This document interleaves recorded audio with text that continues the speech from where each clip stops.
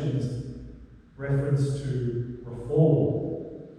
It seems that politicians are always pushing for reform of some sort or another. Sometimes it will be economic reform or taxation reform. Other times it might be some sort of social reform. Other times again, there's all manner of different areas that politicians push constantly. We need to reform, we need to reform. So often all those changes tend to make things worse, but that's another story. We see that same and similar impetus and idea even within the life of the church. And so always throughout the history of the church there has been constant need for renewal. Always we need to be converted again to Christ, individually and collectively.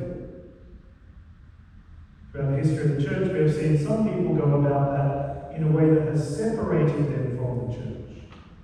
And we see that particularly in the Protestant reforms that occurred in the 1500s.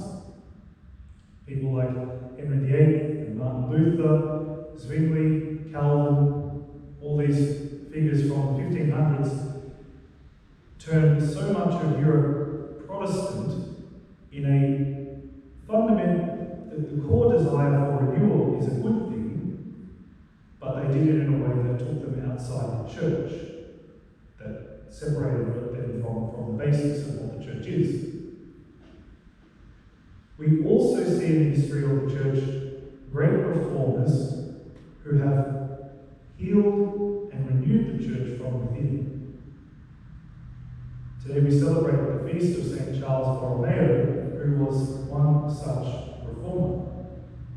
St. Charles Borromeo lived during the 1500s at one of the most tumultuous times in the history of the church. It was that period during the Protestant revolt, and at the heart of the church in the Vatican, there was, as the whole world, as the whole Catholic Church around all over Europe seemingly was burning to the ground, sometimes literally, Rome was mired in corruption. Sounds a little bit familiar. Something's never changed. But St. Charles understood that true reform was carried out firstly in here. Reform first and foremost has to begin with me. I start with myself. He came from one of, I can never quite remember whether it was the Medicis or the Borgias, but he was from one of those profoundly corrupt and influential families in Italy. And he had every opportunity to live a life purely for the pleasures of this world. He was made the Secretary of State for the Church, for the Vatican, at I think the age of 21 or 22.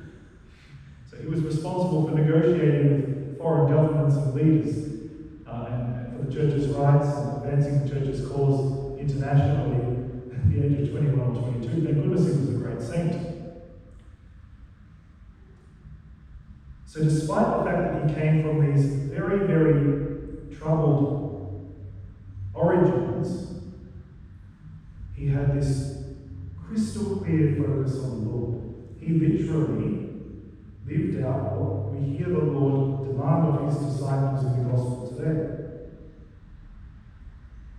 If any man comes to me without hating his father, mother, wife, children, brothers, sisters, yes, and his own life too, he cannot be my disciple. Nothing must come between us and Christ. Not even our family. And so, there's a great story of St. Charles. He was about 15 years old, and he had these one or two priests who were his tutors, particularly in matters of faith.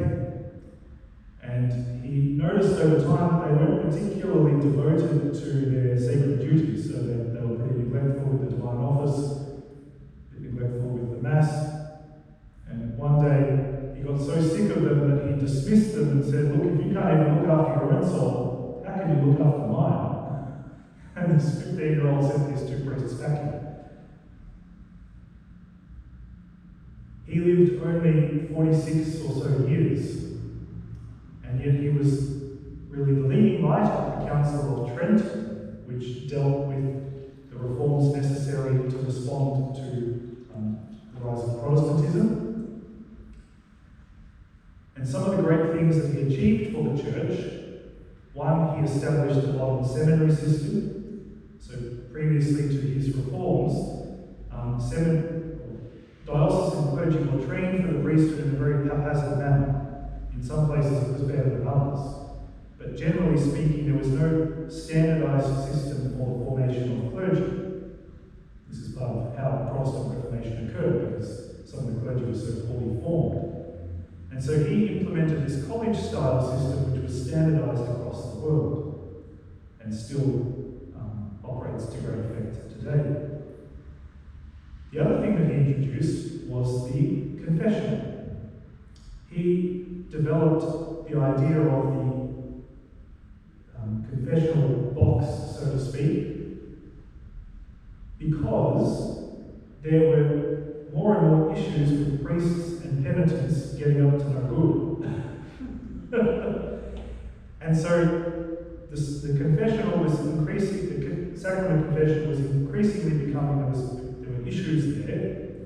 And so St. Charles developed the confessional as a way to deal with those problems, so that there could be no direct access between the priest and the penitent.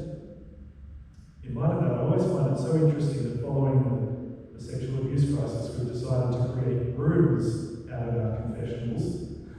Open rooms rather than actual, putting a wall between two people so that there's no access whatsoever. However, sometimes we can learn a lot from our history. Some things are not better just because they've been come up with yesterday. But I think the chief lesson that St. Charles teaches us is that any desire for reform must begin at home. Any desire for renewal must begin with men. It's very easy to point out there and say, you need to fix yourself. They need to do this. The church needs to do this, but not to look here. And St. Charles knew that the greatest reformers are the saints. The closer we are to Christ, the more fruitful and effective will our efforts at renewing the church be. St. Charles Borromeo